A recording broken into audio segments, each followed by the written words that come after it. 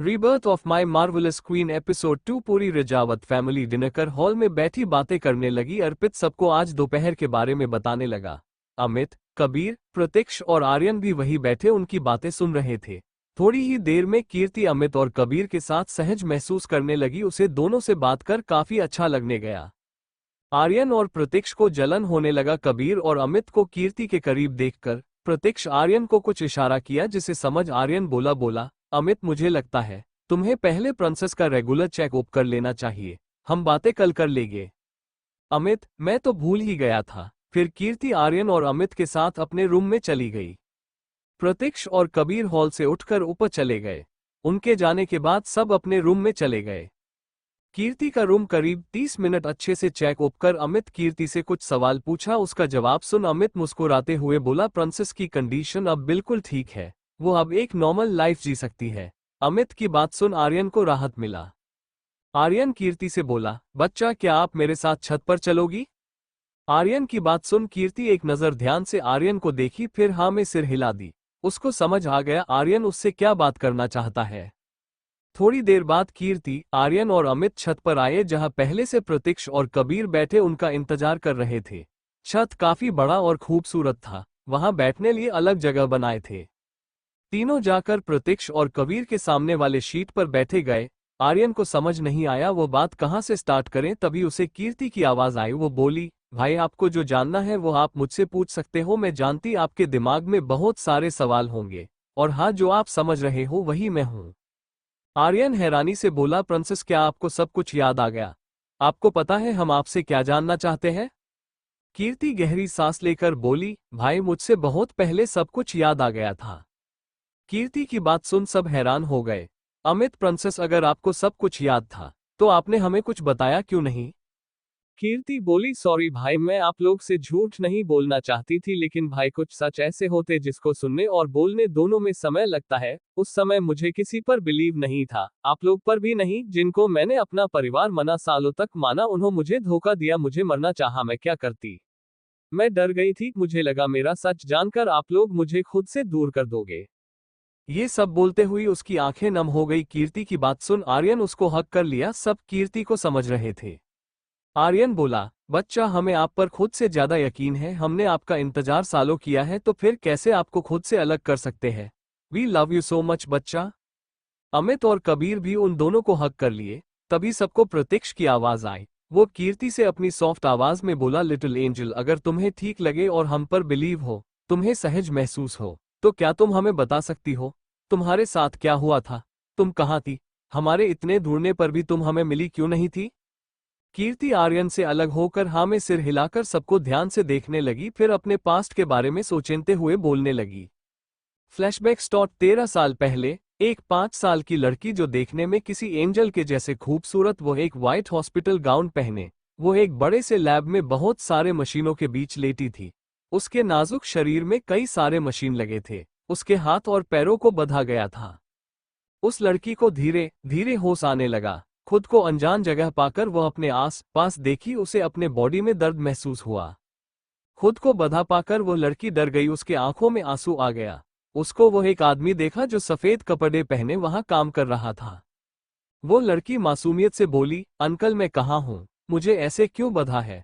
मुझे मेरे मम्मा पापा और भाई के पास जाना है, प्लीज मुझे खोलो ना, मुझे उनके पास जाना है। वो लड़की काफी बार बोली लेकिन उस आदमी पर कोई असर नहीं पड़ा। वो लड़की जोर जोर से रोने लगी, जिससे वहां के मशीन में आवाज होने लगा। तब वो अपने रोबोटिक आवाज में बोला, चुपचाप लेटी रहो, यहाँ तुम्हारे लिए कोई नहीं आएगा। तुम स्ट्रांग हो, हमें यह इमोशन कमजोर बनाते हैं। आज के बाद तुम अपनी सारी कमजोरी को भूल जाओगी, क्योंकि तुम्हें मैं बनाऊंगा। मैं तुम्हें एक सुपर गर्ल बनाऊंगा। तुम्हारा शरीर और दिमाग आम इंसान से लाख गुना ज्यादा फास्ट होगा। तुम मेरे रिसर्च के लिए बेस्ट हो। उस लड़की को कुछ समझ नहीं आया वो आदमी बोल क्या रहा है। कुछ बोलती उससे पहले उसको बिजली के झटके लगने लगे। वो आदमी उस लड़की के बॉडी में कुछ केमिकल और इंजेक्शन लगाया। थोड़ी ही देर में वहां उस बच्ची की चीखें गूंजने लगी, जिससे उस आदमी को कोई फर्क नहीं पड़ा। वो आदमी अपने काम में लगा रहा। ऐसे ही दिन बीतने लगे, उसी के साथ उस लड़की का दर्द भी। दर्द इतना ज्यादा था कि उस लड़की को ना दिन पता चलता और ना ही रात। 1 साल बाद वो लड़की धीरे धीरे अपनी आंखें खोली। खुद को वो एक सफेद रूम में पाई। वो रूम ज्यादा बड़ा नहीं था, लेकिन एक इंसान के लिए काफी था। वो लड़की बेड पर बैठ अपनी चारों तरफ बेजान आंखों से देखने लगी। उसका दिमाग बिल्कुल खाली था। तभी उस रूम में एक 30 साल की औरत आई। वो लड़की उस औरत को अपनी इमोशनलेस आंखों से देखने लगी। वो औरत बोली, बेबी आपको होश आ गया, मैं अभी मैडम और सर को बताती हूँ। वो ये जान बहुत खुश होंगे। वो लड़की जो कब से उस औरत की बातें सुन रही थी, वो बोली, आप कौन है? मैं कौन हूँ? ये कौन सी जगह है? उस लड़की की बात सुन उस औरत को हैरानी हुई, लेकिन खुद संभाल वह औरत बोली, मैं सीमा हूँ, आपकी केयर टेकर। आप 10 मिनट रुकिए, मैं आपके फैमिली को बुलाती हूँ। फैमिली का नाम सुनकर भी उस लड़की के चेहरे पर कोई इमोशन नहीं आया। वो अपने बेड पर बैठी रही। थोड़ी देर बाद उस रूम में एक 38 साल का आदमी, 35 साल की औरत, 8 साल की लड़की और 14 साल का लड़का आया। वो लड़की अपने इमोशनलेस आंखों से उन्हें देखने लगी। वो औरत उस लड़की को रोते हुए गले लगा कर बोली, कीर्ति मेरी बच्ची तो उठ गई, मुझे लगा मैंने तुम्हें हमेशा के लिए खो दिया। भगवान ने मेरी प्रार्थना सुन ली, मैं आज बहुत खुश हूँ। कीर्ति कंफ्यूजन से उस औरत को देखने लगी। वो आदमी जो कब से कीर्ति को देख रहा था, वो बोला, क्या हुआ बेटा? आप हमें ऐसे क्यों देख रही हो? हम आपके फैमिली हैं। उस औरत की ओर इशारा कर बोला, यह आपकी मां नीलम अरोड़ा, हम आपके पापा रंजीत अरोड़ा, और यह है आपके बड़े भाई बहन यश अरोड़ा और काव्या अरोड़ा, और आप हैं हमारी छोटी प्रिंसेस कीर्ति अरोड़ा, हम सबकी जान। उस आदमी की पूरी बात सुन कीर्ति मासूमियत से बोली, लेकिन मुझे कुछ याद क्यों नहीं है? मैं आप सबको नहीं जानती। कीर्ति को उनसे मिल कुछ भी महसूस नहीं हुआ। कीर्ति की बात सुन रंजीत बोला, बेटा 1 साल पहले हमारे दुश्मनों ने हम पर अटैक किया था, जिसमें आप पूरी तरह घायल हो गई थी। डॉक्टर आपको बचा लिए, लेकिन आप कोमा में चली गई थी। पूरे 1 साल बाद आपको होश आया है। कीर्ति थी तो एक 6 साल की बच्ची ही, उसे रंजीत पर भरोसा हो गया। थोड़ी देर उससे बात कर रंजीत बोला, बेटा अब हम यहाँ से चलते हैं, आपके पास सीमा रहेगी आपका ध्यान रखने के लिए। कीर्ति जाने की बात सुन बोली, पापा क्या हम आपके साथ नहीं जा रहे हैं? हमें भी आपके साथ जाना है। कीर्ति की बात सुन नीलम और रंजीत एक दूसरे को देखने लगे। फिर नीलम बोली, बेटा हम अभी आपको दुनिया के सामने नहीं आने दे सकते हैं। हम आपसे बहुत प्यार करते हैं, आप हमारे लिए बहुत स्पेशल हो। बच्चे हम आपको खोना नहीं चाहते, इसलिए आपको अभी यही रहना होगा। हम आपसे मिलने आया करेंगे, आपको हमसे दूर रहना होगा। रंजीत कीर्ति को एक रूम में ले गए। वो एक लाइब्रेरी था जहां कई तरह की किताबें और कुछ कंप्यूटर थे। रंजीत, कीर्ति बेटा आपको किताबें बहुत पसंद है, इसलिए हमने आपके लिए ये बनवाया है। अब जब भी आपका मन हो आप यहाँ आकर पढ़ाई कर सकती हो। कीर्ति भी मान गई। थोड़ी देर बाद सब वहां से चले गए। अब वहां सिर्फ कीर्ति ही बची थी। वही कोई था जो ये देख अपने कंप्यूटर पर देख रहा था। वो आदमी बोला, आज से तुम्हारी ट्रेंडिंग स्टार्ट होंगी, तुम मेरा नया हथियार बनोगी जिसे कोई हरा नहीं पाएंगे। Flashback continue. सबके जाने के बाद कीर्ति वहां खड़ी अपनी खाली आंखों से उन सभी किताबों को देखने लगी। कीर्ति के पास ना कोई यादें थी, ना ही कोई इमोशन। वो एक इमोशनलेस और फीलिंगलेस रोबोट बन गई थी। उसके शरीर में सिर्फ जान था। कीर्ति घूमकर पूरी लाइब्रेरी को देखने लगी। वहां पर लैंग्वेज, मेडिसिन, केमिकल, टेक्नोलॉजी और हैकिंग से रिलेटेड कई तरह के किताबें रखी थी। कीर्ति एक लैंग्वेज का बुक उठाकर स्टडी टेबल पर बैठ गई। करीब 1 घंटे में कीर्ति उस पूरे किताब को पढ़ ली। उसका दिमाग काफी फास्ट काम करने लगा। उसको एक बार में सब कुछ याद हो गया। कीर्ति का आईक्यू पहले से हाई था, लेकिन एक्सपेरिमेंट के बाद उनका आईक्यू वक्त के साथ इंक्रीज होने लगा, जिसे कीर्ति समझ नहीं पाई। करीब 4 घंटे में कीर्ति लैंग्वेज की 4 किताबें अच्छे से पढ़कर समझ गई। तभी रूम में सीमा आंटी आई। वो कीर्ति से बोली, बेबी आपको अभी रेस्ट करना चाहिए, आपके मेडिसिन का वक्त हो गया है। सीमा आंटी की बात सुन कीर्ति स्टडी रूम से बाहर निकल अपने रूम में आ गई। फिर मेडिसिन खाकर वापस सो गई। वो आदमी जो कैमरे से कीर्ति पर नजर रखा था, वो ये सब देख खुशी से बोला, तुम मेरे उम्मीद से कहीं ज्यादा अच्छा कर रही हो। अब मुझे तुम पर और ज्यादा ध्यान देना होगा। तुम इस दुनिया की पहली ह्यूमन आई बनोगी जिसमें दुनिया की सारी इंफॉर्मेशन होंगी। You are just like a machine. ऐसे ही वक्त बीतने लगा। कीर्ति के शरीर के साथ उसका दिमाग धीरे धीरे फास्ट काम करने लगा।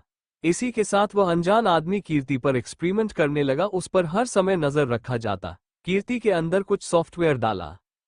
कुछ महीने में कीर्ति उस लाइब्रेरी में रखी 500 से ज्यादा किताबें पढ़कर खत्म कर ली। इसी बीच नीलम और रंजीत फिर से कीर्ति से मिलने आए। उन्हें कीर्ति के बारे में सब कुछ पता होता था। रंजीत कीर्ति को उस रूम और लाइब्रेरी से बाहर निकाल एक लैब में लाया। वो एक हाई टेक लैब था जहां हर तरह के इक्विपमेंट थे जो किसी भी न्यू मेडिसिन और न्यू टेक्नोलॉजी को बनाने में काम आता था। रंजीत कीर्ति से बोला, बेटा मुझे पता है तुम अकेले यहाँ रहकर बोर हो जाती हो, इसलिए हमने आपके लिए ये बनवाया है, आप यहाँ कुछ भी कर सकती हो। फिर थोड़ी दूर पर बने एक लैब की ओर इशारा कर बोला, वो लैब भी आपके लिए है। ये सब देख कीर्ति हाँ में सिर हिला दी। उसके बाद नीलम और रंजीत वहां से चले गए। कीर्ति अपने काम में लग गई। धीरे धीरे समय बीतने लगा। कीर्ति बहुत तरह के इन्वेंशन की जो बहुत ही ज्यादा एडवांस और यूनियन था। इसी के साथ कुछ ऐसे मेडिसिन बनाई जो इंसान के लिए वरदान साबित होने वाला था। नीलम और रंजीत साल में एक बार कीर्ति से एक दिन के लिए मिलने आते क्योंकि उनको कीर्ति की जरूरत थी। कीर्ति के कारण अरोड़ा इंडस्ट्री एशिया के टॉप 10 कंपनी में शामिल हो गई। कीर्ति के बनाए सिक्योरिटी सिस्टम अरोड़ा इंडस्ट्री के लिए वरदान साबित हुआ। कीर्ति का एक तरह का एडवांस आई बन गई थी। उसके माइंड और बॉडी में कई तरह के चिप लगाएंगे। उन चिप में कुछ ऐसे प्रोग्राम से जिसके थ्रू कीर्ति के माइंड और बॉडी को कंट्रोल किया जाता था। ऐसे ही 12 साल बीत गया। उस लैब में कीर्ति अपने बनाए रोबोट और मशीनों के साथ रहती। कीर्ति एक तरह का एडवांस एआई सिस्टम बन गई थी। दुनिया सिर्फ कीर्ति के नाम को जानती। कीर्ति के रिसर्च और एक्सपेरिमेंट काफी यूनियन और एडवांस होते। कीर्ति बाहरी दुनिया के बारे में कुछ नहीं जानती थी। एक दिन कीर्ति अपने लैब में कुछ डाटा चेक करने में लगी थी, तभी वहां रंजीत अरोड़ा आया। उसके हाथ में एक फाइल था। रंजीत कीर्ति से फ्यूचर देखने वाली मशीन बनवाना चाहता था, जो लगभग इम्पॉसिबल था, लेकिन कीर्ति के लिए नहीं। कीर्ति अब तक एक एडवांस एआई सिस्टम बन गई थी, उसकी हराना लगभग मुश्किल था। कीर्ति नीलम और रंजीत पर बहुत भरोसा करती थी, इसलिए वो उनकी बात मान गई। रंजीत कीर्ति को एक फाइल दिया जिसमें कुछ पेपर थे। रंजीत के जाने के कुछ घंटे बाद कीर्ति वो फाइल लेकर अपने रूम में आ गई। आज कीर्ति को रंजीत का बिहेवियर कुछ अजीब लगा, लेकिन वो कुछ रिएक्ट नहीं की। कीर्ति बड़े होने पर उसके रूम और बाथरूम का कैमरा हटा दिया गया था, जिसके बारे में कीर्ति को पता था। कीर्ति अपने टेबल और बैठ रंजीत के दिया फाइल को पढ़ने लगी। जैसे ही वो पूरा फाइल पढ़ी, उसके एक्सप्रेशन अजीब हो गए। उस फाइल में कुछ ऐसे रिकॉर्ड थे जिसमें लिखा अरोड़ा इंडस्ट्री जितने भी इन्वेंशन करती है उसके साइंटिस्ट कीर्ति अरोड़ा है, लेकिन वहां कीर्ति के नाम के आगे काव्या का फोटो लगा था, साथ में उसी की कुछ इन्फॉर्मेशन थी। कुछ देर बाद रंजीत भागते हुए कीर्ति के रूम में आया। रंजीत को फिर से आता देख कीर्ति को अजीब लगा। रंजीत बोला, कीर्ति पहले वाली फाइल कहाँ है? वो गलत फाइल है, असली फाइल ये है, बोल। कीर्ति को दूसरा फाइल दिया। कीर्ति अब तक वो फाइल पढ़ ली थी जिसका पता रंजीत को नहीं चला। रंजीत अपना फाइल लेकर वहां से चला गया। कीर्ति रंजीत के जाने के बाद अपनी जगह पर खड़े होकर कुछ सोचने लगी। उसी के साथ उसके सिर में भयंकर दर्द होने लगा। कीर्ति जब भी अपने दिमाग पर जोर डालती उसके सिर में दर्द होता। दर्द के कारण वो बेहोश हो गई। कुछ घंटे बाद कीर्ति को होश आया। कीर्ति खुद से बोली, यह मुझे अचानक क्या हो जाता है? जब भी मैं काम के अलावा कुछ सोची हूँ मेरे सिर में दर्द होने लगता है। आई थिंक मुझे एक बार खुद को चेक करना होगा। नेक्स्ट डे कीर्ति कुछ सोचकर अपने रूम से बाहर निकली। उस लैब में कीर्ति के अलावा उसके बनाए रोबोट काम करते थे। लैब में आते ही कीर्ति अपने काम में लगी। कीर्ति को अचानक कुछ याद आया। वो अपने मेडिकल रूम में जाकर खुद को चेक करने लगी। करीब 30 मिनट बाद उसको रिपोर्ट मिल गया। रिपोर्ट देख वह हैरान रह गई। उसको यकीन नहीं हुआ, तभी उसका ध्यान कैमरे पर गया। कीर्ति वहां से निकल सर्वर रूम में आए। वो पूरे सर्वर को हैक कर ली। अब वहां के सारे सिस्टम कीर्ति के कंट्रोल में थे। कीर्ति फिर से अपने लैब में आकर कुछ डाटा चेक करने लगी। इसी के साथ वह अरोड़ा मैंशन और अरोड़ा इंडस्ट्री के कैमरा हैक की करीब 3 घंटे बाद सच जान। कीर्ति सारा सच जान अपनी जगह पर जम गई। अरोड़ा मैंशन के कैमरा हैक करने के बाद उसको पता चला वो कीर्ति अरोड़ा नहीं, कीर्ति रजावत है। कीर्ति को ये भी पता चला उस पर एक्सपेरिमेंट किया जा रहा है। 2 दिन के कड़ी मेहनत के बाद कीर्ति अपने माइंड और बॉडी में लगे चिप को डीएक्टिवेट कर पाए। Flashback and. ये सब बताते हुए कीर्ति की आंखों में आंसू आ गया। उसको फिर से वह अकेलापन, दर्द, धोखा याद और मौत याद आने लगा। कीर्ति के पास्ट को जान कबीर, अमित, आर्यन और प्रतीक्ष की आंखें नम हो गई। वो सोच नहीं सकते, उसे कहीं ज्यादा दर्द कीर्ति सही थी। आर्यन खुद के साथ कीर्ति को संभालते हुए बोला, प्रिंसेस आपको हमारे बारे में कैसे पता चला? कीर्ति बोली, मुझे आप लोग के बारे में ज्यादा कुछ नहीं पता था। अरोड़ा मैंशन के कैमरा हैक करने पर मुझे पता चला मैं उनकी नहीं, विक्रम रजावत की बेटी हूँ।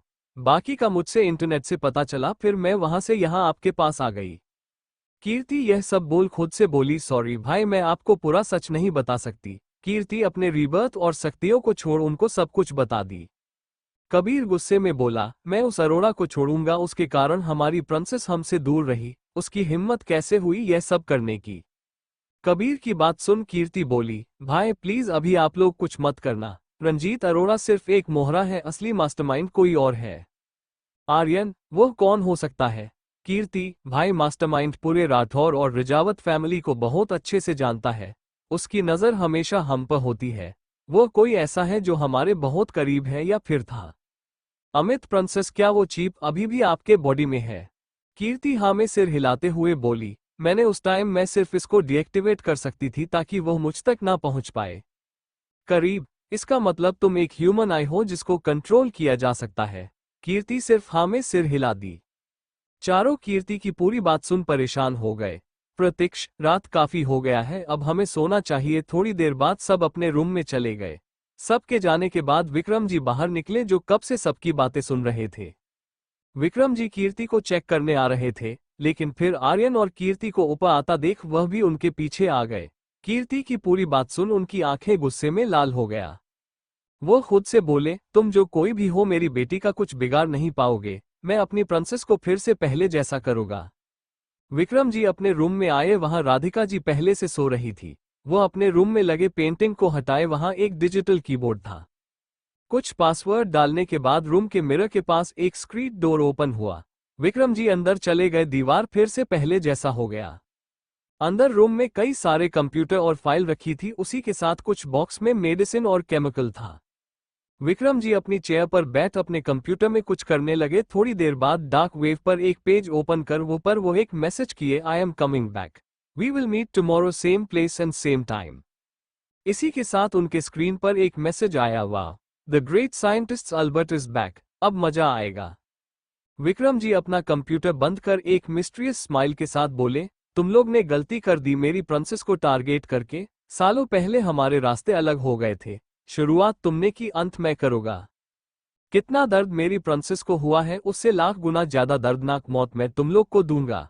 Now you will meet soon, the devil scientists बोल हंसने लगे। इस समय विक्रम जी एक अलग इंसान लग रहे थे, उनके आंखों में कुछ ऐसा था जो दुनिया बर्बाद कर सकता है। नेक्स्ट डे, आज वीकेंड होने के कारण सब घर पर थे। हर वीकेंड पूरी रजावत और राठौर फैमिली साथ बिताती है। सभी बड़े ब्रेकफास्ट करने के लिए गार्डन में बैठे थे, तभी वहां आर्यन, प्रतीक्ष, अमित और कबीर आए। वहां कार्तिक, वीर, अरुण, अर्पित और कृतिका खुद में व्यस्त थे। चारों आकार अपने अपने चेयर पर बैठ गए। तभी आर्यन अपनी चारों तरफ देखकर बोला, प्रिंसेस कहाँ है? क्या वो अभी तक उठी नहीं है? राधिका जी, वो अपने रूम में है, आज वो देर से उठी है, बस आ ही रही होंगी। आर्यन अपनी जगह से खड़ा होकर बोला, मैं प्रिंसेस को लेकर आता हूं, इतना वापस मेंशन में चला गया। कीर्ति का रूम। कीर्ति सुबह जल्दी उठकर अपने ध्यान में बैठी थी, लेकिन जल्द ही वो थक कर वापस सो गई, इसलिए उसको उठने में लेट हो गया। कीर्ति रेडी होकर जैसे ही रूम से बाहर जाने लगी, अचानक उसके सिर और पेट में दर्द होने लगा, उसके पूरे बॉडी में दर्द होने लगा। कीर्ति के आंखों से आंसू निकलने लगा, वो दर्द से जमीन लेट गई। वो खुद से बोली, फिर से मुझे वही दर्द क्यों हो रहा है? जब से मुझे शक्तियां मिली है तब ऐसा कुछ नहीं हुआ था, फिर अचानक ये कैसे हुआ? कीर्ति अपने दर्द को कंट्रोल करने की कोशिश करने लगी, तभी रूम में आर्यन आया। आर्यन की नजर जैसे ही कीर्ति पर, वो प्रिंसेस चिल्लाते हुए दौड़कर उसके पास आया। कीर्ति को इतने दर्द में देख आर्यन पैनिक करते हुए बोला, बच्चा आपको क्या हुआ? मैं अभी अमित को बुलाता हूं। कीर्ति अपने दर्द को कंट्रोल करते हुए बोली, भाई आप किसी को मत बुलाओ, थोड़ी देर में ये ठीक हो जाएगा। तभी रूम में प्रतीक्ष आया, वो एक इंपॉर्टेंट कॉल रिसीव करने मेंशन में आया था, लेकिन आर्यन के तेज आवाज से वो कीर्ति के रूम में आया। कीर्ति को दर्द में देख वह भी जमसा गया, लेकिन जल्द ही खुद को संभाल वो उसको बेड पर लेटा उसके पैर और हाथों को रब करने लगा। आर्यन भी खुद को संभालकर कीर्ति के सिर को दबाने लगा। करीब 15 मिनट बाद कीर्ति पसीने से लटपट बेड पर पड़ी थी, उसका चेहरा खून के लाल था, वो अभी दर्द में नहीं थी। आर्यन उसका सिर सहलाते हुए बोला, बच्चा अब कैसा लग रहा है? क्या अभी भी दर्द हो रहा है? कीर्ति हल्की स्माइल के साथ बोली, नहीं भाई, मैं अभी बिल्कुल ठीक हूं। प्रतीक्ष परेशानी भरे लहजे में बोला, लिटिल रैबिट, हमें हॉस्पिटल चलना चाहिए। तभी कीर्ति का ध्यान प्रतीक्ष पर गया। एक पल के लिए कीर्ति उसमें खो गई, लेकिन फिर खुद को संभाल कर बोली, डॉक्टर कुछ नहीं कर सकते हैं। आर्यन, मतलब, और आपको थोड़ी देर पहले क्या हुआ था? कीर्ति, भाई शायद उनको पता चल गया है, मैं जिंदा हूं। ये सुन आर्यन और प्रतीक्ष दोनों परेशान हो गए। प्रतीक्ष, आपको ये कैसे पता चला? कीर्ति, मेरे बॉडी में अभी भी वो चिप और कुछ ऐसे केमिकल है जिससे ये पता उनको चल गया होगा मैं जिंदा हूं। कीर्ति, अभी यह सब छोड़िए, हमें नीचे चलना चाहिए, सब हमारा इंतजार कर रहे होंगे, हम फ्रेश होकर आते हैं, बोल बेड से उठने लगी। आर्यन उसको बाथरूम तक छोड़ा, वही प्रतीक्ष किसी और सोच में गुम था। थोड़ी देर बाद तीनों नीचे गर्दन में आ गए। कीर्ति सबको देख हल्की की स्माइल कर दी, उसके चेहरे पर अभी भी दर्द था।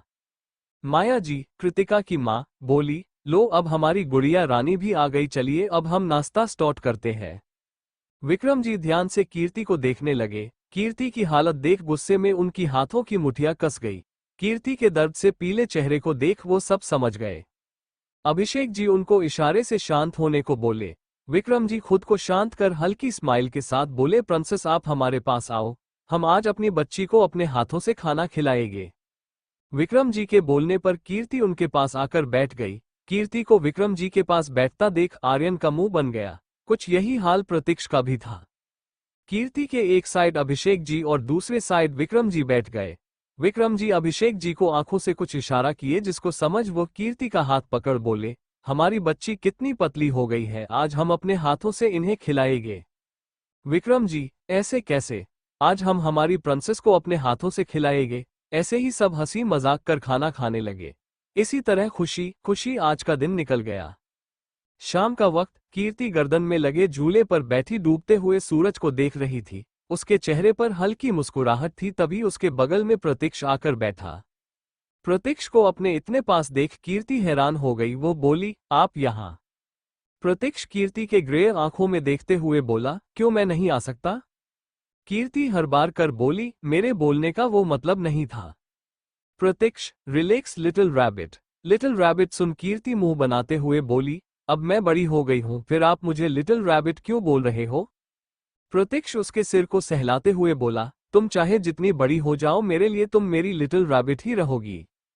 कीर्ति स्माइल करते हुए बोली, और आप मेरे हैंडसम अंशु। अंशु नाम सुन प्रतीक्ष के चेहरे पर स्माइल आ गया। आज कितने सालों बाद कोई उसको अंशु नाम से बुलाया था। प्रतीक्ष जब 5 साल का था तब एक एक्सीडेंट में उसकी मां अंशिका राठौर की मौत हो गई। उसके बाद अभिषेक जी सबके कहने और अंशिका जी की बहन आशा जी से दूसरी शादी कर लिए। आशा जी प्रतीक्ष से बहुत प्यार करती है, प्रतीक्ष भी उनसे प्यार करता है, लेकिन अपनी मां के जाने के बाद वह चुप रहने लगा। सबको उसकी टेंशन होने लगी। सबके साथ वह रहता और बोलता, लेकिन उसके चेहरे पर वह मुस्कुराहट नहीं आई जो उसकी मां के होने पर आती थी। जब कीर्ति इस दुनिया में आई तब पहली बार प्रतीक्ष उसको अपनी गोद में लेकर मुस्कुराया था। उसके बाद कीर्ति के होने पर वो खुश रहने लगा। उसके लिए उसकी खुशियां कीर्ति बन गई। कीर्ति के खोने के बाद प्रतीक्ष काफी बदल गया। वो किसी से कुछ नहीं बोलता, लेकिन हमेशा उसको ढूंढते रहता। आज कई सालों बाद प्रतीक्ष को सुकून मिला था। कीर्ति को भी पता नहीं क्यों, लेकिन प्रतीक्ष के पास होने पर एक सुकून मिला जो सालों से कहीं गुम था। प्रतीक्ष कीर्ति से बोला, ऐसे तुम क्या देख रही हो? कीर्ति हल्की स्माइल के साथ बोली, सनसेट दिखने में कितना अच्छा लगता है। आपको पता है, जब मैं उस लैब में थी तब मुझे ये भी पता नहीं था सनराइज और सनसेट क्या होता है। मेरे लिए मेरी पूरी दुनिया वो चार दीवारी थी। कीर्ति की बात सुन प्रतीक्ष को बुरा लगा। वो कीर्ति से बोला, लिटिल रैबिट, तुम्हारे अंशु का तुमसे वादा है, मैं तुम्हें पूरी दुनिया घुमाऊंगा। ये दुनिया तुम्हारी सोच से कई ज्यादा खूबसूरत है। प्रतीक्ष और कीर्ति ऐसे ही करने लगे। वही थोड़ी दूर पर खड़े कबीर, अमीर और आर्यन के फेस पर उन दोनों को देख स्माइल आ गया। कबीर, आज सालों बाद प्रतीक्ष के चेहरे पर स्माइल आया है। अमित, प्रिंसेस के जाने के बाद हमारा दोस्त सिर्फ सांसें ले रहा था। उसके जिंदगी का एक ही मकसद था, उसको ढूंढना। आज उसे चेहरे पर सुकून है। आर्यन, हमसे कहीं ज्यादा प्रिंसेस का इंतजार उसे था। अपनी लिटिल रैबिट को ढूंढने में उसका सबसे बड़ा हाथ है। हम सब जानते हैं सिर्फ प्रिंसेस को ढूंढने के लिए वो क्या बन गया है। तभी वहां कार्तिक आकर बोला, ब्रो, भाई और लिटिल एंजल कहाँ है? चलिए आप लोग को सब अंदर सब रहे हैं। कार्तिक की बात सुन कबीर बोला, तुम हम लिटिल एंजल को लेकर आते हैं। आर्यन प्रतीक्ष और कीर्ति की ओर बढ़ गया।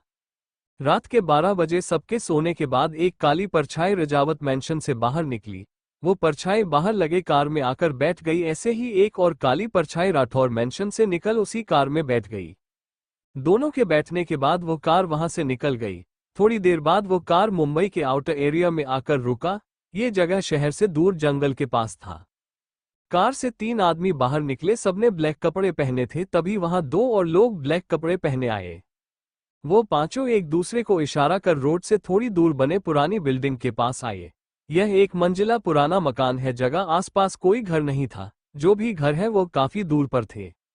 वो सब उस घर के अंदर चले गए। अंदर से घर काफी छोटा और पुराना था। सारे लोग हॉल से होते हुए एक रूम में गए। उस रूम में लगे मिरर को साइड करने पर वहां एक डिजिटल पेड दिखा। उसमें पासवर्ड एंटर करने पर उस रूम के दीवार हट गए। अब वहां एक मेंटल का डोर आ गया। पहला आदमी उस मेंटल डोर को अपने आए और फिंगरप्रिंट से ओपन किया। सब अंदर आए। अंदर एक एक्सपेरिमेंटल हाई टेक लैब था। वो पांचों अपना अपना ब्लैक ड्रेस निकाल दिए। यह और कोई नहीं, विक्रम रजावत, अभिषेक राठौर, विक्रांत सिंघानिया, कबीर के पापा, प्रणव बजाज, अमित के पापा और ऋतिक शेखावत है। पांचों एक दूसरे को देखकर खुश हो गए। ऋतिक विक्रम जी के गले लग बोले, मैंने हमारे ग्रुप और अपने इस लैब को बहुत मिस किया। सब एक साथ हमने भी बोल पांचों ग्रुप हक किए। चलिए हम थोड़ा इनके बारे में जानते हैं। ये पांचों वर्ल्ड के famous scientist group the devil S5 है। ये पांचों वर्ल्ड के टॉप साइंटिस्ट है। सब अलग अलग फील्ड में एक्सपर्ट है। इनका नाम काफी है। दुनिया में तहलका मचाने और अंडरवर्ल्ड में खौफ भरने के लिए डेविल्स ग्रुप साइंटिस्ट के साथ माफिया का एक कोल्ड हार्टेड गैंग है। इस गैंग में और भी मेंबर है जिसके बारे में हमें आगे पता चलेगा। इस ग्रुप के लीडर विक्रम रजावत है, जिनको दुनिया द ग्रेट साइंटिस्ट अल्बर्ट के नाम से जानती है। आप लोग को आगे हमारे सीनियर डेविल्स के बारे में बहुत कुछ पता चलेगा। ऋतिक एक्साइटेड होकर बोले, क्या बात है यारो, इतनी अर्जेंट और इतने दिनों के बाद ऐसे मीटिंग रखे हो। कोई नया मिशन है क्या? मैं तो तरस गया हूं कुछ नया करने के लिए। विक्रांत, हाँ, मैं तो इंडिया में था भी नहीं। जैसे ही हमारे ग्रुप में मैसेज आया मैं वहां से निकल गया। प्रणव, मैं भी। फिर सीरियस होकर बोले, क्या बात है बताओ। हम इतना जानते हैं, कारण बहुत बड़ा है। विक्रम, प्रिंसेस हमें मिल गई है। ये सुनते ही प्रणव जी, विक्रांत जी और ऋतिक जी खुश हो गए। विक्रांत जी बोले, ये तो गुड न्यूज है। फाइनली इतने सालों बाद हमारी गुड़िया रानी हमें मिली है। प्रणव जी, जो कब से अभिषेक और विक्रम जी को नोटिस कर रहे थे, वो बोले, बात इतनी नहीं है, असली बात कुछ और है। फिर थोड़ी देर रुककर बोले, क्या इस मीटिंग की वजह प्रिंसेस है? अभिषेक जी एक गहरी सांस लेकर उन सबको को कीर्ति के मिलने से लेकर उसकी कंडीशन के बारे में सबको बताया दिए। सारी बात सुन उन तीनों की आंखें नम हो गई। ऋतिक जी गुस्से में बोले, उन लोगों की हिम्मत कैसे है हमारी प्रिंसेस को टारगेट करने की? हमने साफ साफ बोला था ये प्रोजेक्ट ह्यूमन लाइफ के लिए सही नहीं है, फिर भी उन्होंने हमारी बात नहीं सुनी। विक्रांत जी, लगता है उनको उनकी औकात दिखाना होगा। लगता है सबके दिलों से द डेविल्स 5 का खौफ खत्म हो गया है। प्रणव जी जो सब कुछ सुन रहे थे वो बोले, अभी प्रिंसेस की कंडीशन कैसी है? उनको प्रिंसेस का लोकेशन नहीं मिला है ना? विक्रम सीरियस एक्सप्रेशन के साथ बोले, 1 महीने से प्रिंसेस कोमा में थी, इसलिए उन लोगों को कोई इन्फॉर्मेशन नहीं मिला होगा क्योंकि उस समय माइंड और बॉडी दोनों ही वर्क नहीं करता है। लेकिन 1 हफ्ते पहले प्रिंसेस को होश आया है और हम गलत नहीं है तो आज मॉर्निंग में उन्होंने कोशिश की है लोकेशन पता करने की। अभिषेक जी, अभी सारे चिप डीएक्टिवेट है लेकिन उन्हें वापस एक्टिवेट करने में ज्यादा टाइम नहीं लाएगा। हमें किसी ही हालत में प्रिंसेस के बॉडी से सारे चिप निकाल केमिकल को रिमूव करना होंगे, नहीं तो प्रिंसेस को खतरा समझ वो चिप में ब्लास्ट कर सकते हैं। विक्रांत जी, क्या प्रिंसेस इस प्रोसेस को हैंडल कर पाएगी? हम सब जानते हैं ये प्रोसेस बहुत ज्यादा पेनफुल है। विक्रम जी, वो विक्रम रजावत की बेटी है, she is a real warrior, उसे कुछ नहीं होगा। ऋतिक विक्रम से, कैप्टन हमें क्या करना होगा? जल्दी बताएं, हम अपनी प्रिंसेस को खो नहीं सकते हैं। ये हम सब जानते हैं प्रिंसेस अभी कितना दर्द में होंगी। हम अपनी जान लगा देंगे लेकिन उसे कुछ नहीं होने देंगे। विक्रम, ऋतिक और अभिषेक से बोले, तुम दोनों इस प्रोजेक्ट की सारी इंफॉर्मेशन निकलो, साथ में लैब को चेक करो, पता करो कौन सा ऑर्गेनाइजेशन इस तरह का एक्सपेरिमेंट कर रहा है, उनके 17 साल के रिकॉर्ड निकलो।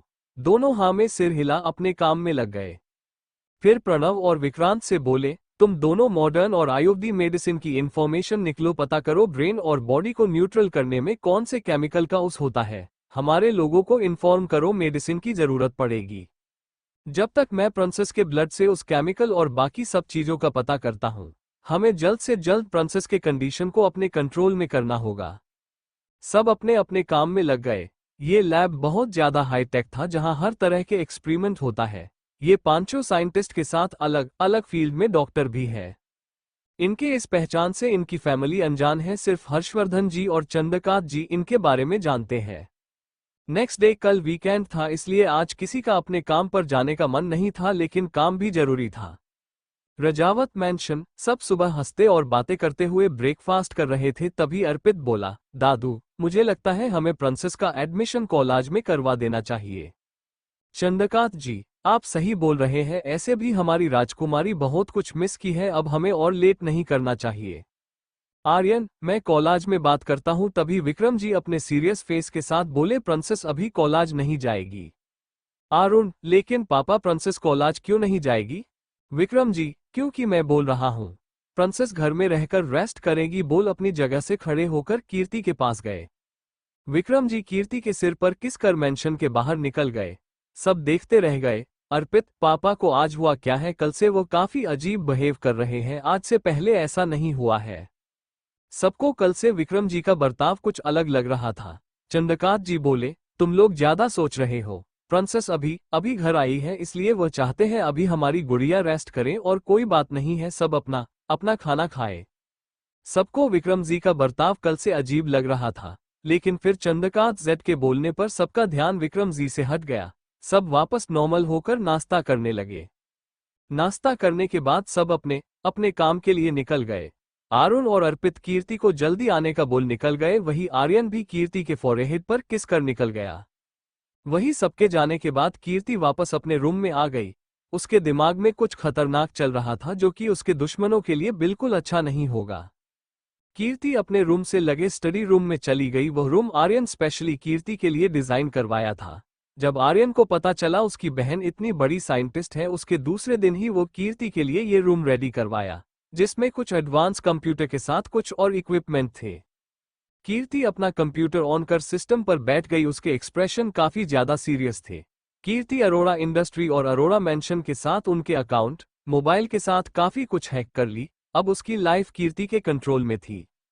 सारा काम खत्म कर कीर्ति डेविल स्माइल के साथ बोली, बहुत जल्द मैं इस खेल के मास्टरमाइंड तक पहुंचूंगी, लेकिन उससे पहले तुम लोग की जिंदगी नरक बना दूंगी। तुम लोगों ने जो मुझसे से पाया है वो सब मैं वापस लूंगी। अगर सिर्फ तुम्हें मौत दूंगी तो इंसाफ कैसे होगा? तुम लोग के कारण मुझे मरना पड़ा। इतनी प्यारी फैमिली होते हुए 18 साल तक मुझे एक कैदी के जैसे जीना पड़ा। अपने और अपने परिवार के हर आंसू, हर दर्द का बदला लूंगी। जिस पर तुम लोग को सबसे ज्यादा घमंड है, वही तुमसे सबसे पहले दूर करूंगी। तुम्हारा नाम, पैसा और पावर सब कुछ खत्म कर तुम्हें एक दर्दनाक मौत दूंगी। फिर कुछ सोचते हुए कीर्ति अपने कंप्यूटर पर वापस हाथ चलाते हुए बोली, मुझे खुद के कंडीशन को अच्छे से जानना होगा। इन सब के पीछे जरूर कोई ऐसा है जो बहुत ज्यादा पावरफुल है। हो ना हो मेरी तरह और भी इंसान इस एक्सपेरिमेंट के हिस्सा होंगे। मुझे जल्दी से सब कुछ पता करना होगा। एक अंधेरी जगह जहां सिर्फ लोगों और जानवरों के चीखने चिल्लाने की आवाजें आ रही थी, उसी जगह पर एक आदमी ऊपर से नीचे तक ब्लैक कपड़े पहने, अपने फेस पर ब्लैक मास्क लगाए, एक सिंहासन पर बैठा था। उस सिंहासन के दोनों साइड ब्लैक ड्रैगन बना था। उसके आस पास 4 लोग खड़े थे, जिनमें 3 के चेहरे पर मास्क था। उस जगह पर कई सारे गार्ड्स खड़े थे। उसी जगह पर उस इंसान के सामने 4 लोगों को बुरी तरह से टॉर्चर किया जा रहा था। जंगली कुत्ते उन्हें नोच रहे थे। उन आदमी की दर्दनाक चीखें वहां गूंज रही थी। वह आदमी अपने सामने बैठे आदमी के सामने गिड़गिड़ाते हुए हाथ जोड़कर बोल रहे थे, हेल किंग, हमने कुछ नहीं किया है। थोड़ी देर बाद सिंहासन पर बैठा आदमी अपने हाथ से उनको रुकने का इशारा किया। 2 गार्ड्स आकर उन कुत्तों को उन आदमियों से अलग किए। सिंहासन पर बैठा आदमी इस हेल का किंग है। उनको दुनिया अंडरवर्ल्ड किंग ब्लैक ड्रैगन के नाम से जानती है। वो अपनी खतरनाक आवाज में बोला, किसके कहने पर तुम वहां नजर रख रहे थे? वो आदमी समझ गए किंग क्या पूछ रहे हैं। उनका लीडर दर्द से कराहते हुए बोला, किंग, हमें कॉन्ट्रैक्ट मिला था। रजावत और राठौर मेंशन पर नजर रखने की साथ के एक फोटो भी मिला था। उन्होंने उस लड़की पर नजर रखने का बोला। फिर वह आदमी एक लड़की का फोटो किंग को देते हुए बोला, किंग, हमें नहीं पता था वो आपके लोग हैं। अगर पता होता तो हम ऐसा कभी नहीं करते। प्लीज किंग, हमें छोड़ दीजिए। उस फोटो को देख किंग के साथ वहां खड़े लोगों के एक्सप्रेशन डार्क हो गया। सेकंड किंग, जिसको अंडरवर्ल्ड में सब ईगल के नाम से जानते हैं, वो लीडर को मारते हुए बोला, किसने दिया था तुझे ये कॉन्ट्रैक्ट, जल्दी बताओ। वो आदमी डरते हुए बोला, हमें अननोन नंबर से मैसेज आया था, उसी साथ साथ एक पार्सल आया जिसमें बहुत सारा कैश था, हम उस आदमी को नहीं जानते। ईगल उन आदमियों को थोड़ी देर मरकर गुस्से में गार्ड्स को ऑर्डर देते हुए बोला, इनको जंगली भेड़ियों के आगे जिंदा फेंक दो। ये सुन वो आदमी मौत की भीख मांगने लगे, लेकिन किसी को कोई फर्क नहीं पड़ा। गार्ड्स और उन आदमी के जाने के बाद वहां 5 लोग बचे, सबने अपना मास्क निकाल लिया। ये है हमारे न्यू जनरेशन के devil's underworld king black dragon Prateeksh Rathore, जिसको दुनिया हेल किंग के नाम से जानती है।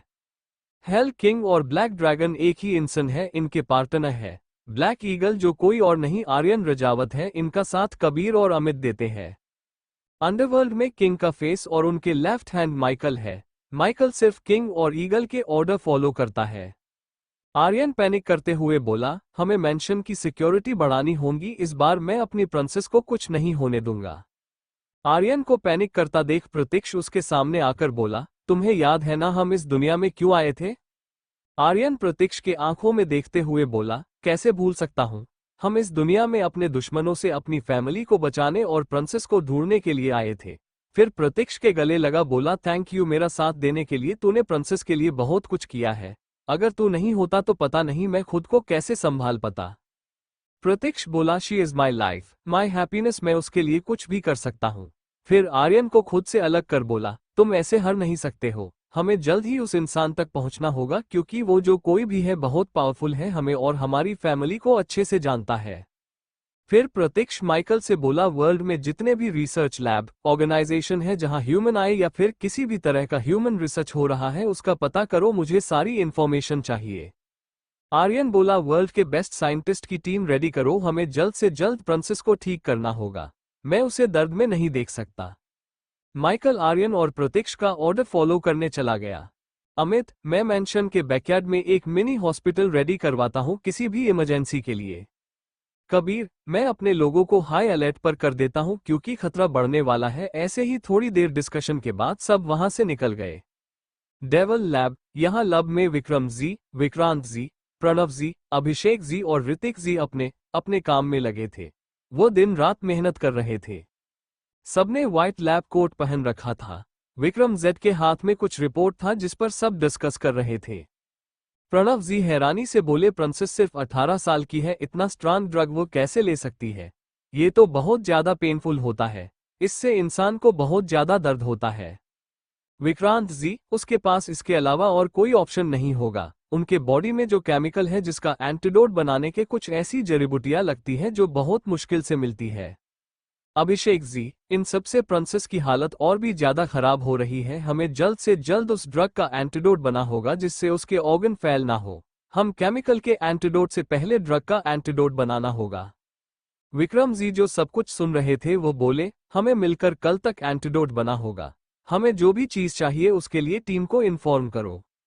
ऋतिक जी, मुझे लगता है इसमें हमें उन सब की हेल्प लेनी चाहिए, हमारे पास सोर्स है लेकिन टाइम नहीं। इस समय अंडरवर्ल्ड किंग के साथ पूरे वर्ल्ड पर उनका राज है, हमें इस समय सिर्फ प्रिंसेस पर ध्यान देना चाहिए, बाकी काम वो लोग संभाल लेंगे। ऋतिक जी की बात सुन विक्रांत जी अपनी आंखें छोटी कर बोले, तुम बोलना चाहते हो हमारे बच्चे हमसे ज्यादा पावरफुल है? तुम भूल रहे हो हम द डेविल्स एस साइंटिस्ट्स हैं, जिनके नाम का खौफ पूरे दुनिया में आज भी है। हमारे सामने कोई भी ऑर्गेनाइजेशन खड़ा होने से पहले 1000 बार सोचता था। ऋतिक जी, मैं यह नहीं बोल रहा हमारे पास पावर नहीं है या फिर हम कर नहीं सकते, मैं सिर्फ ये बोल रहा हूँ प्रिंसेस के पास ज्यादा वक्त नहीं है, उसकी कंडीशन खराब हो रही है और इस समय हमारा नेटवर्क 10 साल पहले जैसा नहीं है। इस समय हमारे बच्चों का नेटवर्क ज्यादा स्ट्रांग है, तो हमें मिलकर काम करना होगा, क्योंकि अगर मैं गलत नहीं हूं तो हमारे बच्चे प्रिंसेस के लिए बेस्ट साइंटिस्ट्स का टीम ढूंढ रहे होंगे और अभी हमें जल्द से जल्द रिसोर्सेज चाहिए। और रही बात हमारे दुश्मनों की, तो उनका सामना हम डेविल्स ही करेंगे, क्योंकि बेटा कितना भी होशियार हो, बाप बाप ही होता है। बोल डेविल स्माइल करने लगे, सब उनकी बात का मतलब समझ आ गया। विक्रम जी, हम पहले एंटीडोट रेडी करते हैं, उसके बाद कल रात साथ में उनसे बता करेंगे। फिर सब अपने अपने काम में लगा गए। नेक्स्ट डे कल से कीर्ति बहुत ज्यादा खुश थी। हो भी क्यों ना, आज से उसके दुश्मनों की तबाही जो शुरू होने वाली है। ब्रेकफास्ट करने के बाद विक्रमजी अपने काम के लिए निकल गए। वो अपने टीम के साथ मिलकर दिन रात लैब में ड्रग एंटीडोट पर काम कर रहे थे। विक्रमजी को समझ आ गया था, वो लोग कभी भी कीर्ति तक पहुंच सकते हैं। आप लोग को जो भी विक्रमजी को लेकर कंफ्यूज होगा वो आगे पता चलेगा। जहां तक बात रही कीर्ति की, तो वह जानती है उस पर एक्सपेरिमेंट हुआ है, लेकिन उसको इस बारे में ज्यादा पता नहीं है। पिछले जन्म में भी उसको अपने कंडीशन के बारे में ज्यादा पता नहीं था। बस कीर्ति को इतना पता था उसकी जिंदगी दूसरों के लिए सही नहीं है, इसलिए वो अपने आप को खत्म कर ली थी। कीर्ति को इस जन्म में भी अपने ऊपर हुए एक्सपेरिमेंट के बारे में ज्यादा कुछ पता नहीं था। वही विक्रमजी एक बहुत बड़े साइंटिस्ट है, वो सिर्फ देखकर ही बता सकते हैं कीर्ति की कंडीशन कैसी है। वो बहुत अच्छे से समझ रहे हैं इन सब के पीछे कोई एक इंसान नहीं बल्कि पूरे ऑर्गेनाइजेशन का हाथ है। कीर्ति अरुण और अर्पित के साथ हॉल में बैठी बातें कर रही थी। आज उन दोनों को कॉलेज नहीं जाना था, इसलिए वो सब आज दिन भर मस्ती करने वाले थे। आर्यन अपना लैपटॉप लेकर रूम से बाहर निकल हॉल में आया। जैसे ही उसकी नजर कीर्ति पर गई, कुछ सोचकर वो कीर्ति के पास जाकर बोला, प्रिंसेस आज आप इतनी खुश हो, क्या बात है? कीर्ति बड़ी सी मुस्कान के साथ बोली, भाई आज मेरे तरफ से किसी को बहुत बड़ा सरप्राइज मिलने वाला है, चाहे तो उनका रिएक्शन आप लिव देख सकते हो। तभी अचानक आर्यन को कुछ याद आया, जिसको याद कर उसके फेस पर डेविल स्माइल आ गया। वो बोला, जरूर, मैं इतना अच्छा शो कैसे मिस कर सकता हूँ जिसे मेरी प्रिंसेस ने तैयार किया हो। दोनों के चेहरे पर डेविल स्माइल आ गया। आर्यन कीर्ति को बाय बोलकर वहां से जाने लगा। वो जैसे ही मेन गेट पर आया, अचानक सामने आ रही कृतिका से टकरा गया। वो गिरती उससे पहले आर्यन उसको कमर से पकड़ अपने करीब खींच लिया। कुछ पल के लिए दोनों एक दूसरे की आंखों में खो गए। दोनों के दिलों की धड़कन बढ़ गई। कृतिका आर्यन को बचपन से प्यार करती है, ये बात आर्यन भी जानता है। उसके दिल में भी कृतिका के लिए सेम फीलिंग है। वो दोनों दुनिया जहां से बेखबर एक दूसरे के बाहों में गुम हो गए। तभी दोनों वीर के आवाज लगाने पर होश में आए। कृतिका का चेहरा शर्म से लाल हो गया, वही आर्यन के चेहरे पर हल्की सी मुस्कान आ गया। आर्यन वहां से निकल गया। कृतिका और वीर मैंशन के अंदर हॉल में सबके पास आ गए। होटल डायमंड मुंबई का सबसे बड़ा होटल। इसके कॉन्फ्रेंस हॉल में कई सारे रिपोर्टर के साथ शहर के कुछ बड़े बड़े कंपनी के सीईओ आए थे। आज एशिया के टॉप 10 कंपनी में से एक अरोड़ा इंडस्ट्री, जो अपने टेक्नोलॉजी के लिए जाने जाता है, उसका न्यू प्रोडक्ट लॉन्च आज होने वाला है। अरोड़ा इंडस्ट्री साल में 2 बार unique electrical and electronic appliance launch करता है, जिसका डिमांड इंडिया में ही नहीं अदर कंट्री में भी होता है। आज अरोड़ा इंडस्ट्री एक न्यू प्रोडक्ट के साथ एक नया सिक्योरिटी सॉफ्टवेयर सिस्टम भी लॉन्च करने वाला था। पूरी अरोड़ा फैमिली इस लॉन्च के लिए बहुत ज्यादा एक्साइटेड थी। यश और रंजीत मेहमानों का वेलकम कर रहे थे। वहीं नीलम और काव्या कुछ हाई क्लास लेडीज के साथ बातें करते हुए अपने गहनों और कपड़े का शो ऑफ कर रही थी। करीब 1 घंटे बाद प्रोग्राम स्टार्ट हुआ। यश स्टेज और जाकर अपने न्यू प्रोडक्ट के बारे में सबको बताने और दिखाने लगा। मीडिया इस शो को लाइव टीवी पर दिखा रहे थे। थोड़ी देर बाद जैसे ही उस डिवाइस को चलाया गया, उसमें ब्लास्ट हो गया। किसी को कुछ समझ नहीं आया अचानक हुआ क्या। रंजीत स्टेज पर आकर हल्की मुस्कान के साथ बोले, सॉरी एवरीवन, कुछ टेक्निकल प्रॉब्लम के कारण ये सब हुआ, हम अभी उसके कुछ और सैंपल दिखाते हैं। ऐसे ही कुछ और डिवाइस में भी ब्लास्ट हुआ। तभी वहां कुछ मटेरियल्स टेस्टिंग डिपार्टमेंट के लोग आए। ये डिपार्टमेंट मार्केट में आने वाले न्यू प्रोडक्ट में यूज होने वाले मटेरियल के क्वांटिटी एंड क्वालिटी को चेक कर उसको अप्रूव करते हैं, तभी कोई भी कंपनी उस प्रोडक्ट को मार्केट में ला सकता है। मटेरियल डिपार्टमेंट के ऑफिसर को वहां देख रंजीत उनके पास आकर बोला, सर आप लोग, ये कुछ काम था। उन सब का हेड मानिक सहाय आगे आकर बोला, मिस्टर अरोड़ा, हमें खबर मिला है आप अपने डिवाइस में लो क्वालिटी का मटेरियल यूज करते हैं। रंजीत, सर आपको जरूर कोई गलतफहमी हुई है, हमारे प्रोडक्ट में कोई मिलावट नहीं है। मानिक, वो हमें थोड़ी देर बाद पता चल जाएगा। फिर मानिक अपने ऑफिसर को सारा प्रोडक्ट चेक करने को बोला। करीब 2 घंटे बाद मनिका सहाय के हाथ में कुछ रिपोर्ट था। मनिका उन रिपोर्ट को लेकर रंजीत के सामने खड़ा हो गया। मानिक सहाय रंजीत से बोला, मिस्टर अरोड़ा, हमें आपसे यह उम्मीद नहीं थी। आपके कंपनी पर पब्लिक को इतना भरोसा है और आप लोग उस भरोसे का गलत फायदा उठा रहे हैं। रंजीत, सर यह आप क्या बोल रहे हैं, हमने ऐसा कुछ नहीं किया है। मनिका गुस्से में बोला, यह इतनी चीप क्वालिटी का मटेरियल ऐसे इलेक्ट्रॉनिक्स डिवाइस में कैसे यूज कर सकते हैं। अगर यह प्रोडक्ट मार्केट में आ जाता तो आपको आइडिया भी है कितना बड़ा हादसा हो सकता था। मनिका की बात सुन रंजीत हैरान अपनी जगह पर खड़ा रहा। वही हालत नीलम, काव्या और यश का था। मानिक अपने साथ आए ऑफिसर से बोला, यहाँ पड़े सारे प्रोडक्ट को सील करो, साथ में अरोड़ा इंडस्ट्री के जितने भी प्रोडक्ट मार्केट में है उन पर बैन लगाकर दोबारा सबको चेक करो। फिर रंजीत से बोला, कल हमारे ऑफिसर आपके कंपनी में आएंगे हैं, आपको वहां मौजूद रहना है। थोड़ी देर बाद वो सारे ऑफिसर अपना काम कर वहां से निकल गए। वहां आए मेहमान भी धीरे धीरे वहां से जाने लगे। थोड़ी देर बाद वहां सिर्फ नीलम, काव्या, यश और रंजीत बचे। यश रंजीत से बोला, डैड, हमारे प्रोडक्ट के मटेरियल में प्रॉब्लम कैसे हो सकता है? हमने तो ऐसा कुछ नहीं किया है, हम तो हर बार बेस्ट मटेरियल यूज करते हैं। जरूर हमारे कंपनी में कोई गद्दार है जो हमें बर्बाद करना चाहता है। रंजीत, तुम सही बोल रहे हो, जरूर कुछ ऐसा है जो हमें दिख नहीं रहा है। तभी वहां रंजीत का असिस्टेंट भागते हुए आया। उसके चेहरे पर डर और घबराहट था। अपने असिस्टेंट को इतना हड़बड़ाया देख रंजीत बोला, क्या हुआ? असिस्टेंट बोला, बॉस आप एक बार न्यूज़ देखिए, हर जगह से हमारे प्रोडक्ट को बाइकआउट किया जा रहा है, हमारे सारे प्रोडक्ट नकली निकल रहा है। अपने असिस्टेंट की बात सुन रंजीत जल्दी से न्यूज़ चेक किया। करीब 3 घंटे में अरोड़ा इंडस्ट्री का नाम मार्केट में पूरी तरह से बर्बाद हो गया था। High class customer Arora industry पर केस कर रहे थे। वो सब अभी न्यूज़ देख ही रहे थे। तभी रंजीत का फोन बजा। उधर से एक आदमी अपनी घबराहट भरी आवाज में बोला, बॉस, कंपनी के बाहर कुछ लोग आकर हंगामा कर रहे हैं। सारे शेयर होल्डर कंपनी में आए हैं, आपको यहां जल्दी आना होगा। फोन पर सारी बात सुन रंजीत के जैसे पैरों तले जमीन सरक गई। उसके हाथ से मोबाइल छूट नीचे गिर गया। वो गिरता उससे पहले यश उसको संभाल लिया। यश, डैड, क्या हुआ? रंजीत उसको सारी बात बता दिया। सारी बात सुनकर यश का भी कुछ यही हालत हुआ। फिर भी वह खुद को संभाल कर बोला, डैड, हम पहले ऑफिस चलकर देखते हैं वहां सब कैसा है, हम अभी भी सब कुछ ठीक कर सकते हैं। रंजीत को भी यह ठीक लगा। थोड़ी देर बाद रंजीत अपने असिस्टेंट और यश के साथ होटल से ऑफिस के लिए निकल गया। राठौर इंडस्ट्री, प्रतीक्ष का कैबिन में लगे बड़े से टीवी पर ये सब देख रहे प्रतीक्ष, आर्यन, कबीर, अमित और कार्तिक के फेस पर डेविल स्माइल आ गया। कार्तिक को भी अब सब कुछ पता चल गया था। पूरा न्यूज़ देखने के बाद कार्तिक हंसते हुए बोला, भाई, हमारी प्रिंसेस कितनी ओएसएम है, उसने तो एक बार में ही अपने दुश्मन को क्लीन वोल्ट कर दिया। कबीर, वो तो है, लेकिन प्रिंसेस ने ये सब किया कैसे होगा?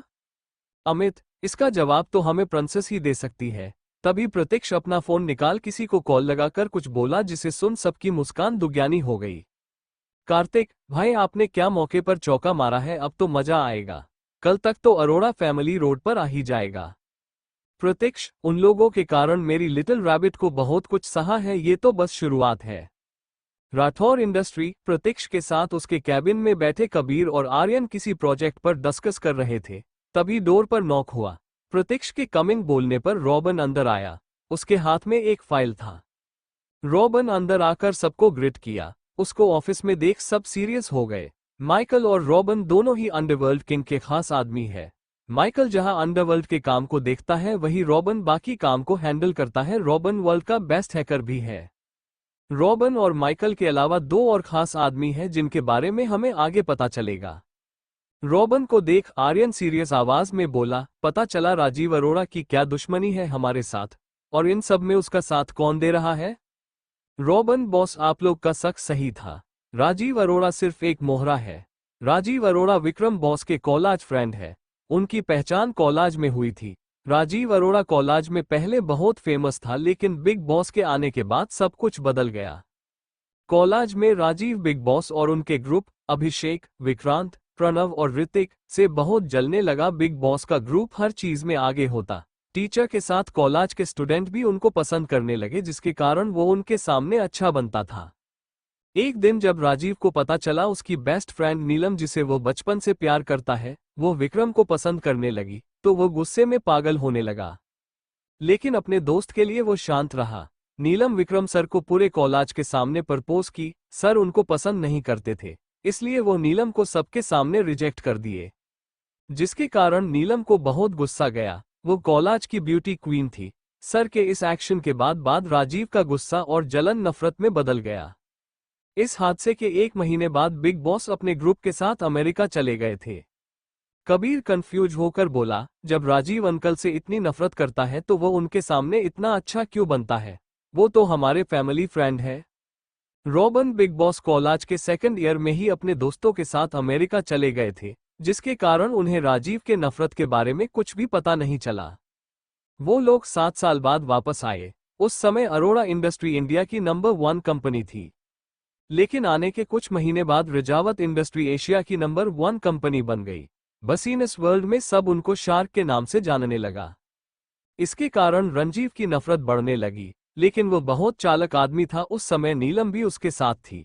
नीलम राधिका माम से नफरत करने लगी। धीरे धीरे वो लोग बिग बॉस का दोस्त बनाने लगे। किसी को उन पर शक नहीं हुआ क्योंकि वो उनके दोस्त थे। आज के 12 साल पहले जब कीर्ति माम के साथ वो हादसा हुआ था, उस समय वो वही था। मैम के किडनैप होने में उसका हाथ था। कीर्ति माम के जाने के बाद राजीव बिग बॉस से दूर होने लगा, जिससे किसी को उस पर शक नहीं हुआ। उस समय वो सिर्फ माम को ढूंढने का नाटक कर रहा था। डीप इन्वेस्टिगेशन करने पर हमें पता था राजीव अरोड़ा सिर्फ एक मोहरा, असली मास्टरमाइंड कोई और है। कीर्ति मैम का किडनैप भी उस मिस्टीरियस आदमी के कहने पर हुआ था। सारी बात सुनने के बाद वहां सन्नाटा छा गया। सब अपनी सोच में गुम हो गए। तभी प्रत्यक्ष बोला, साइंटिस्ट के टीम की क्या अपडेट है, वो मिले? रॉबन बॉस, हमें एक ग्रुप का नाम पता चला जिसके हर मेंबर अलग अलग फील्ड में जीनियस है, लेकिन इनका लीडर ऑलराउंडर है। लेकिन आज तक इनको किसी ने देखा नहीं है। आर्यन, वो चाहे कितने भी मिस्ट्रियस हो, उन्हें मेरी प्रिंसेस को ठीक करना होगा। तुम उनका पता करो, मैं खुद उनसे बात करूंगा, उनको जो चाहिए मिलेगा। रॉबन, सॉरी बॉस, लेकिन ये पॉसिबल नहीं है। वो अपने मर्जी के मालिक है। उनका नाम द डेविल्स 5S है। इनके leader the great scientist Albert है। इनका नाम ही काफी है पूरे अंडरवर्ल्ड के साथ मेडिकल और टेक्नोलॉजी के फील्ड में तहलका लाने के लिए। इनकी एक स्पेशल ऑर्गेनाइजेशन है। इनके बनाए मेडिसिन और केमिकल इंसान के लिए वरदान है, लेकिन पिछले 10 साल से इनका कुछ भी पता नहीं चल है। कबीर, हमारे पावर के सामने ये कुछ नहीं है। अंडरवर्ल्ड किंग हमारे सामने है। कबीर की बात सुन रॉबन, आर्यन और प्रत्यक्ष उनको अजीब नजरों से देखने लगे। आर्यन, तुझे पता है ये कौन है? कबीर, हाँ, वो एक साइंटिस्ट है। और क्या? Aryan, they are the mafia ruler. इनके नाम भर से बड़े बड़े माफिया डर से कहते हैं। एक बार तू इनके बारे में अच्छे से पता कर ले। आर्यन के बोलने पर कबीर अपना मोबाइल निकाल उसमें डेविल्स के बारे में सर्च करने लगा। करीब 10 मिनट बाद उसके सर से पसीना निकलने लगा। वह हकलाते हुए बोला, यार, कोई इतना खतरनाक कैसे हो सकता है? हाँ, मना कि हम भी खतरनाक है, लेकिन ये तो हमारे भी बाप है। लेकिन कुछ भी बोलो, दे आर ग्रेट। मुझे एक बार उनसे मिलना जरूर है। क्या होगा जब कबीर को पता चलेगा ये सच में इनके बाप ही है? प्रत्यक्ष रॉबन से बोला, कोशिश करते रहो, इनको मेल करो, हमारा उनसे मिलना जरूरी है। अपने कुछ आदमी को इनके ऑर्गेनाइजेशन भेजो। अपने सारे पावर का यूज करो। ऐसे ही वो कुछ और इंस्ट्रक्शन दिया।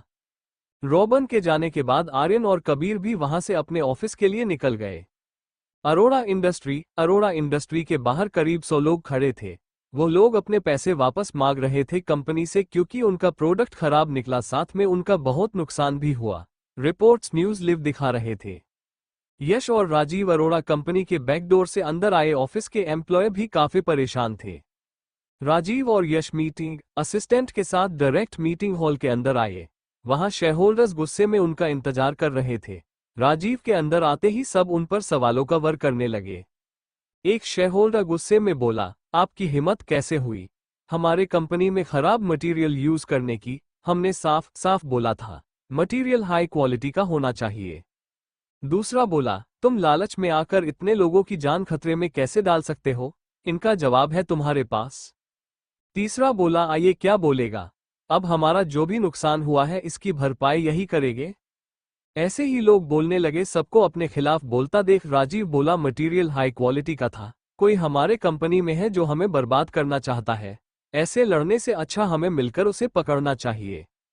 एक लार्ज शेयर होल्डर बोला, अपनी बकवास बंद करो, हमें कुछ नहीं सुना। जो भी लॉस हुआ है उसकी भरपाई तुम करोगे और कंपनी को बचाने के लिए तुम्हें अपने शेयर बेचने पड़ेंगे। 2 दिन के अंदर कंपनी की हालत ठीक नहीं हुए तो तुम्हें कंपनी छोड़ना होगा। यश, जो कब से सब कुछ सुन रहा था, वो कंपनी छोड़ने के नाम पर गुस्से में बोला, तुम लोग होते कौन हो? हमें यहाँ से निकाले वाले? भूलो मत, ये हमारी कंपनी है, इसके मालिक हम हैं। 53% शेयर हमारे पास है। मैं भी देखता हूँ हमें हमारी कंपनी से कौन निकालता है। यश के ऐसे बोलने पर वहां बैठे सारे लोग गुस्से में उसको भूनने लगे। तभी एक शेयर होल्डर अपनी जगह से उठकर बोला, ठीक, अगर ये तुम्हारी कंपनी है तो बचा लो इसे, मैं अपने शेयर बेच रहा हूं, बोल वहां से चला गया।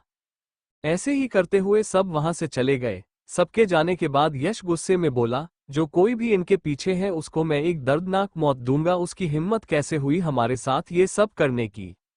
राजीव, यश, अभी हमें जोश से नहीं होश से काम लेना होगा। अभी हमें हमारे कंपनी को बचाना होगा, नहीं तो अरोड़ा इंडस्ट्री बर्बाद हो जाएगा। कैसी होंगी डेविल्स से मुलाकात। वक्त के साथ अरोड़ा इंडस्ट्री की हालत खराब होने लगी। इंडिया के साथ पूरे एशिया में अरोड़ा इंडस्ट्री और उनके बनाए टेक्नोलॉजी को बायकॉट किया जाने लगा। हालत यश और राजीव के हाथ से निकलने लगा। अरोड़ा इंडस्ट्री बर्बादी के कगार पर आ गया। इस नए प्रोजेक्ट के लिए राजीव कुछ बैंक से लोन लिया था, जिसका नोटिस उन्हें थोड़ी देर पहले मिला। दोनों बैंक के नोटिस को देख दोनों हैरान थे। बैंक अपना पैसा वापस मांग रही है क्योंकि अरोड़ा इंडस्ट्री बैंकक्रप्ट होने वाला है। दरअसल इन सबके पीछे प्रतीक्ष और आर्यन थे। पूरी शेयर मार्केट को अपने कंट्रोल में लेकर वह अरोड़ा इंडस्ट्री को पूरी तरह से बर्बाद करने लगे, वह भी किसी के नजर में बिना आए। वो दोनों चाहते थे कीर्ति अपना बदला खुद ले, इसलिए पीछे से उसे बिन पता चले दोनों उसको सपोर्ट करने लगे। अगर इनका बस चलता तो ये दोनों पूरे अरोड़ा खानदान को एक पल में तबाह कर देते। डेविल्स लैब का माहौल बाहर से अलग और सीरियस था। सब फोकस के साथ अपने काम में लगे थे। पिछले 2 दिन और रात से विक्रांत, विक्रम, अभिषेक, प्रणव और ऋतिक ड्रग का एंटीडोट बनाने में लगे थे। एंटीडोट कल रात ही बन गया था। वो ड्रग बहुत ही रेयर और खतरनाक था। एंटीडोट को टेस्ट करना बाकी था। ये प्रोसेस 3 स्टेज में हुआ। सुबह से शाम तक टेस्ट और रिसर्च के बाद रिपोर्ट उनके सामने आया। रिपोर्ट को देख सबके चेहरे पर स्माइल आ गया। अभिषेक जी विक्रम जेड के गले लगा, बोले, फाइनली हम थोड़े टाइम के लिए ही सही लेकिन हमारी प्रिंसेस के दर्द को कम कर सकते हैं। अब उसे दर्द में तड़पना नहीं पड़ेगा। प्रणव जी, उसने बहुत दर्द सहा है, बस अब हमारी गुड़िया जल्दी से ठीक हो जाए। अभिषेक और प्रणव जी की बात सब इमोशनल हो गए। ये 5 एक दूसरे की जान है। सब एक दूसरे के बच्चों से प्यार करते हैं। सारे बच्चों में कीर्ति सबसे छोटी और इंटेलिजेंट थी, इसलिए सब उससे बहुत प्यार करते थे। कीर्ति के किडनैप होने के बाद सबने बहुत कोशिश की उसको ढूंढने की, लेकिन उसका कुछ पता नहीं चला। ऋतिक जी सबका मूड ठीक करते हुए बोले, भाई मैं बहुत काम कर चुका हूं, अब मुझे मेरी एंगल से मिलना है। फिर विक्रम और अभिषेक जी को घूरते हुए बोला, तुम दोनों तो उसके साथ रहते हो, लेकिन हमारा क्या, हम अभी तक उससे एक बार भी मिले नहीं है। इस पर विक्रांत और प्रणव जी भी हामी भरते हैं। तभी अभिषेक जेड के फोन पर कुछ मैसेज आया। उस मैसेज को देख उनके फेस पर स्माइल आ गया। अभिषेक जी स्माइल करता देख सब उनको देखने लगे। अभिषेक जी सबको अपना मोबाइल दिए। मैसेज देख सब स्माइल करने लगे। विक्रांत जी बोले, लगता है वो लोग अपनी पावर का यूज कर रहे हैं हमें ढूंढने के लिए।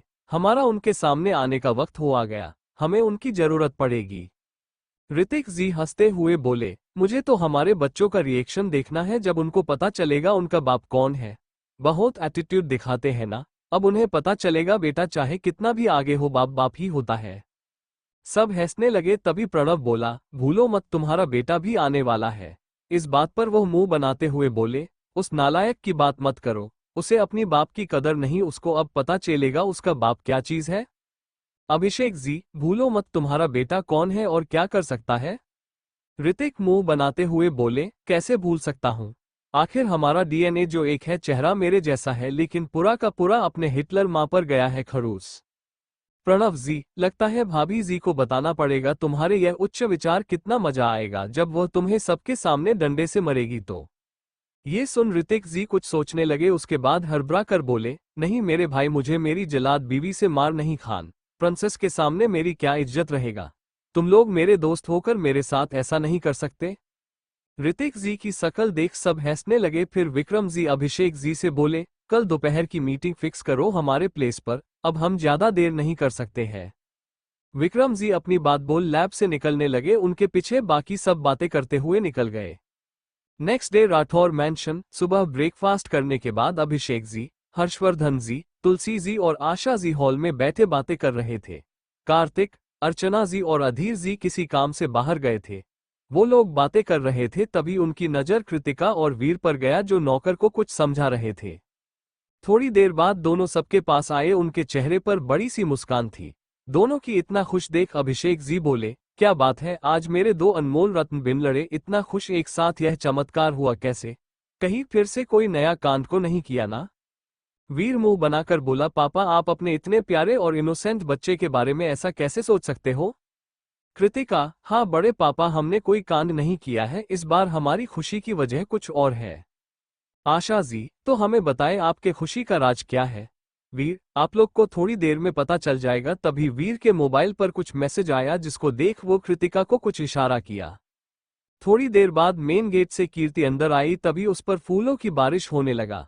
उन फूलों को देख कीर्ति के फेस पर बड़ी सी मुस्कान आ गया। उसके पीछे आ रहे अर्पित और अरुण भी यह सब देख स्माइल करने लगे। कीर्ति मेन गेट से होते हुए फूलों के रास्ते से हॉल आई। कीर्ति को राठौर मैंशन में देख स्माइल करने लगे। सब एक साथ बोले, welcome in Rathore mansion little princess. Kirti आज पहली बार राठौर मैंशन आई थी। पूरी राठौर फैमिली कीर्ति को अपने घर में देख खुश हो गई। वही कोई था जो कीर्ति को स्माइल करते हुए देख खुद स्माइल करने लगा। वो बोला, लिटिल रैबिट आज भी तुम नहीं बदली, फूलों को देख तुम्हारे आंखों की चमक आज भी वही है। थोड़ी देर बाद वो इंसान वहां से चला गया। कीर्ति सबसे मिली। कृतिका उसको पूरा राठौर मैंशन दिखाने लगी। अर्पित, अरुण और वीर को जरूरी काम से कॉलेज जाना पड़ा। वो सब आज बाहर घूमने जाने वाले थे। वो तीनों कीर्ति और कृतिका से बाहर मिलने का बोल निकल गए। राठौर मैंशन 3 फ्लोर का है। लास्ट फ्लोर प्रतीक्ष का है। यहाँ उसका रूम, स्टडी रूम और जिम था जहाँ सबका जाना मना था। उसी फ्लोर के एक साइड में एक खूबसूरत सा गार्डन बना था जहाँ सिर्फ फैमिली मेंबर का जाना अलाउ था। उस जगह को देख कीर्ति स्माइल करने लगी। उस गार्डन में कुछ रेयर फूल के साथ कुछ प्लांट लगा था। वह जगह काफी ज्यादा खूबसूरत था।